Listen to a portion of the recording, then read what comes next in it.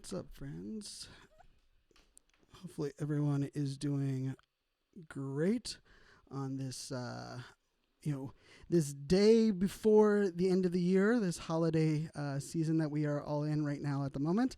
On this episode, we're going to talk, I'm going to explain kind of a scenario that just happened to me this week that I think would be valuable to all of those that are, really thinking about beyond the, I'd say standard that you guys have heard on this podcast for the last couple of weeks, the idea of like, what does it look like to actually, I wouldn't even say, the look like flipping NFTs, but what does it look like for NFT kind of quick return on investment, right? Because I've shared, here on the podcast many times that, my strength is more of the community hold and the longer term play.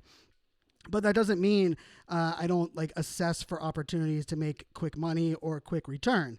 So with all of that being said, this week, one of the things that I do is, not only am I paying attention to upcoming projects, but I like paying attention to projects that have certain momentum using things like Twitter Spaces, or if I'm in a Discord and I see kind of like a collaboration that looks interesting to me, or even, some of the tools that we're using to monitor blog posts and press releases around NFTs to kind of get a pulse or a sense of what's, kind of happening in the NFT space, right? And so I think one of the other parts of this that I just want to kind of throw out there is just the idea that, we are also playing in a world where a lot of this is uncertainty, right? So as you guys know, as we kick off this podcast, that this is not financial advice, but this is actually a real world scenario that happened to me this week is that, I discovered a project, and you guys have heard me mention it. We're actually going to have the founders of the project on the podcast next week, but X-Punks. And I will tell you, one of the things that I've found is that whenever I feel like that momentum of a project, even if it's taken a long while for that project to mint, one of the things I'm listening for is the idea that the people that are passionate about this project, if they're buying a surplus of them, or are they buying just one because they like the art? The other part of it is, are people just buying for the rarity, or are they buying for like a select look in the PFP? And I will tell you what I noticed, as I was looking at this project and we minted it on December 12th, I decided, I was like, wow, this project has some momentum. There was a Twitter space that was literally, I think they had about 3,500 sold when the Twitter space started. They hit 10,000 by the end of that Twitter space. But one of the things I noticed was not only the way that people were talking about different features of the NFT project, but also the way people were like even looking at the value of it, right? And the idea that, wow, this is some hard work, and there's someone that put in, they put in the time on the project itself. So I can imagine that this project is going to be around for a long time. And so what I was listening for was kind of a variety of things, but I also take screenshots, and I like to look at hey, if there's a lot of people in the community that are using this NFT as their profile photo, what is the most common trait of those that are using it as a profile photo, right? Because now I can start to look at things beyond rarity level. Remember, part of my goal is, if everyone has the same data, right? If we can all look at, rarity.tools or the properties, what I want to really think about is going beyond that, right? Like, how can I think a little bit differently and play a little bit strategically? And sometimes it works, sometimes it doesn't. But what I noticed, I minted one for the NFT 365 project. And then one of the things that I've been doing is that if the project is one that I want to hold because I love the community, but I think there's a flip opportunity, I mint 3 or 4 at a time, right? So that I can not only get a variety, but hopefully that I can maybe flip one of them to cover the costs of the others. And then I can hold on to the others for that longer period of time. And that's kind of what happened here, right? So I believe the mint was 0.06 ETH. And so I minted the 3. And I noticed that I had, 2 of the 3 I got really rare properties on, but they weren't like the ones that I saw a lot of people kind of talking about. But one of them not only was a characteristic I heard a lot of people mentioning, but when I looked at the those that had a profile photo, not only did I recognize that a lot of people that had that one, like if you have like 4 of a project, when you select the one for your profile photo, well, that's a telling aspect, right? And when a lot of people are selecting the same kind of character trait, even if it's not a super rare character trait, then to me that's something that's said, right? And so if someone was jumping in that Twitter space and they looked, they're like, wow, I love all of these profile photos, especially the ones that have a cowboy hat. I'm gonna go check out which ones have cowboy hat.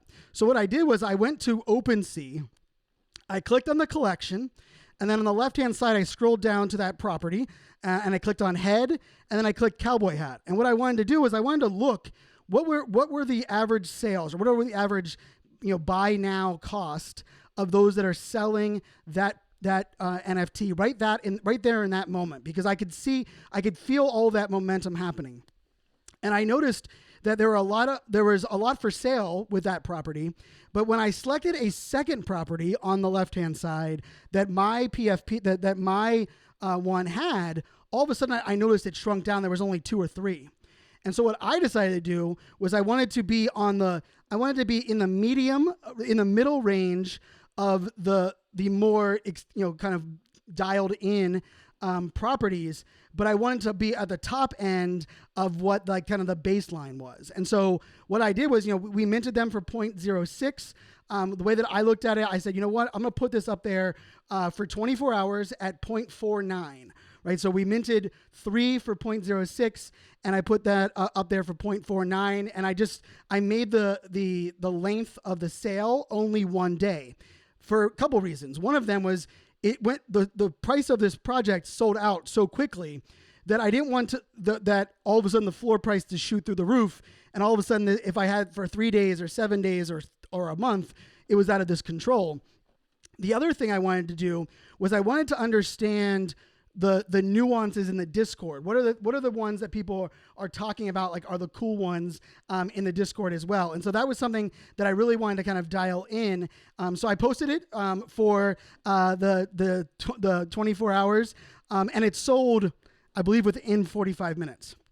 And so immediately for me, when I look at that, right, our total spend was 0.18, and we sold for 0.49. That's a pretty nice flip within a 24-hour period of purchasing it.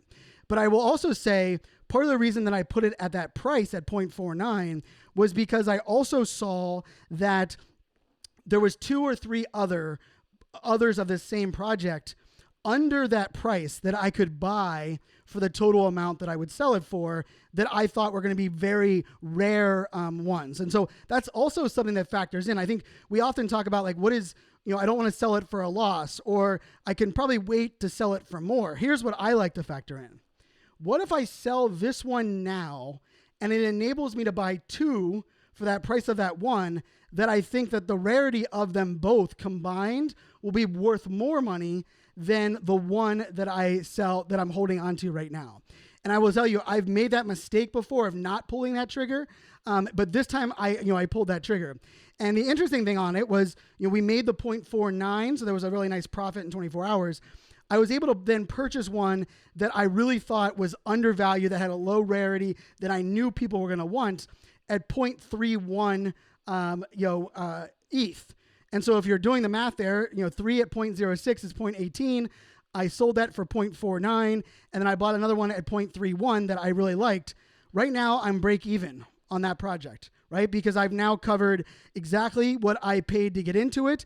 And now the cool part of that is, not only do I have 3 NFTs, which are the same, I bought 3 NFTs to begin with, but now I also have a variety of ones that I believe will allow me to take advantage of any trend, because it was so early, I wasn't sure which trend was going to be there.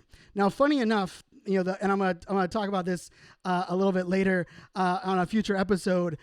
I think actually that property that was for that one, I could have held on to it and probably made a lot more on it down the road because of the rare elements. But at the time, I didn't know that. The last part of this episode that I wanted to kind of cover is my selling strategy on Opensea when I'm posting them. Now, I will tell you, I don't really do the traditional auctions that you've seen on, you have the ability to do buy now, or you have the ability to do auctions. And I will say, I personally don't usually do the auction the auction type, within Opensea, I like to do, there's two different ones that I use, and I'm gonna pull it up in front of me so I can speak directly from it.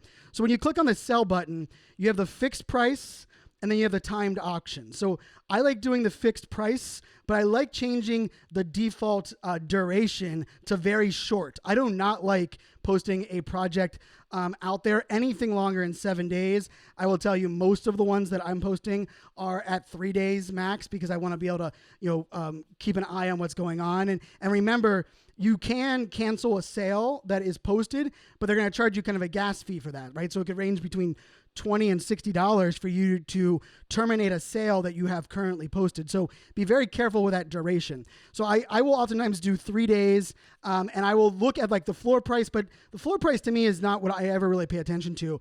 I look at the key property in the NFT that I'm currently selling, and I look on what's the floor on that one. What's the max on that one? And then where can I think my NFT can fit in there? The other one, I said I use two different strategies on Opensea. The other one is if you click on timed option, and I don't think a lot of people use this one, so maybe this is like some thing that will really help a lot of people. If you click the method, there's a drop down that you can actually set with a declining price. Now, I really like this one. I put 4 of my NFTs for sale yesterday, and all 4 of them I use this feature. So I clicked sell, and then I clicked time auction, and then from the methods, I put sell with a declining price. And now this is what I will do is I will put the date range to 3 days, and then the starting price I'm going to put at like the very top level of what I think the key property is for the NFT that I have. And then let's say it's 0.19 ETH.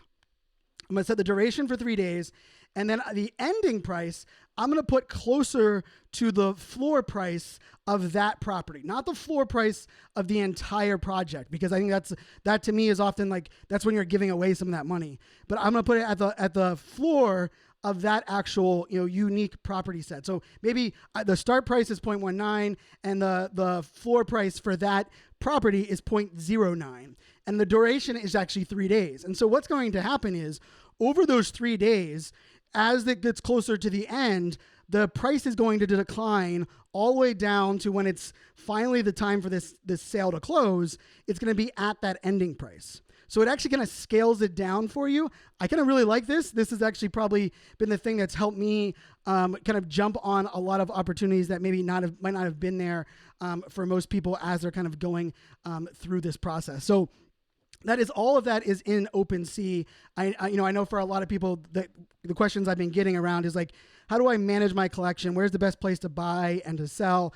I am focusing right now on the moment in this episode on Ethereum or Ether, based NFTs. And of course, I'm also focusing using Opensea.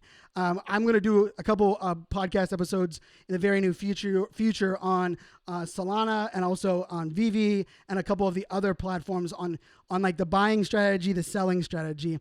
But hopefully this guy helps you guys kind of wrap your head around kind of the flip. And I will tell you, when I kind of put the title of this episode, that quick flip, for me, a quick flip, people assume it's like right when something mints.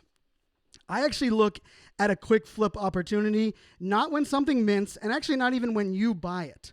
For me, a quick flip is actually when you see the momentum rising, can you flip it and take advantage of that?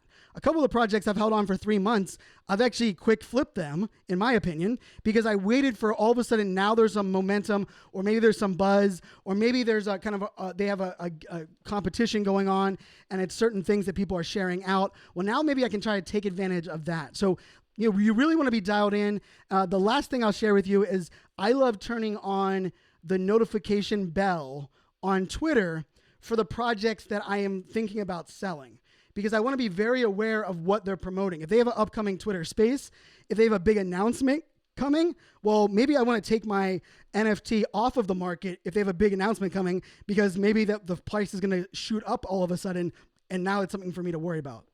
The last thing there is also, you want to pay attention to crypto and the price of Ethereum. I've mentioned this before. You could buy a project 4 days ago at, let's say 0.11 ETH, and you could sell it today for 0.15 ETH and actually lose money.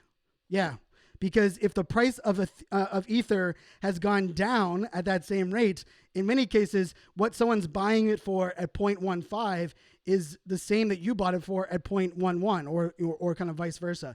So that's why when in my tracking software, and for those that are, if you bought the NFTs for this podcast, right? If you bought the Superfans, or if you bought the Founders Pass, you're gonna get information. You're gonna get this information in the Airtable. You're gonna get access to a lot of the tools that I'm using to not only snipe kind of NFTs, but also kind of understand kind of those investment strategies.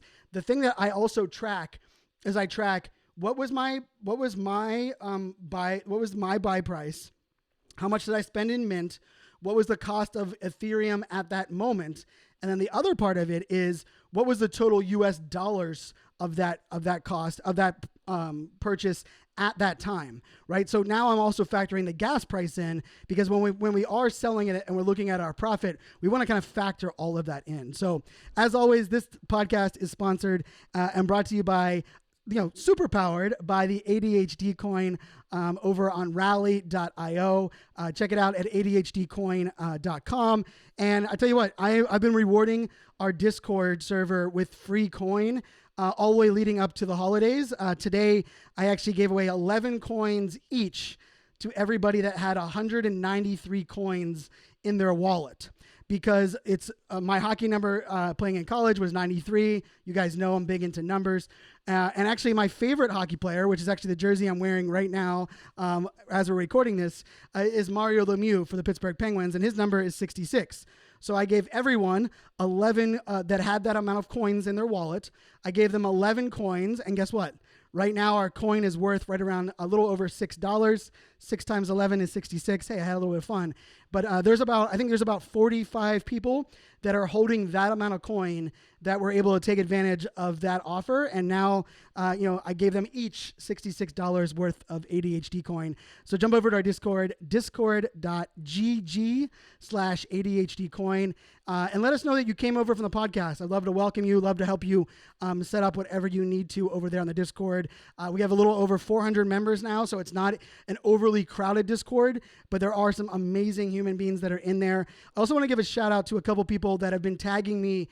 If you buy an NFT or invest in a project because you heard me mention it here on the podcast, please tag me in a tweet or an Instagram post. I would love to amplify that. I would love to celebrate that, because that's what this is all about, right? Educating together, learning together, and hopefully investing together and making some money together.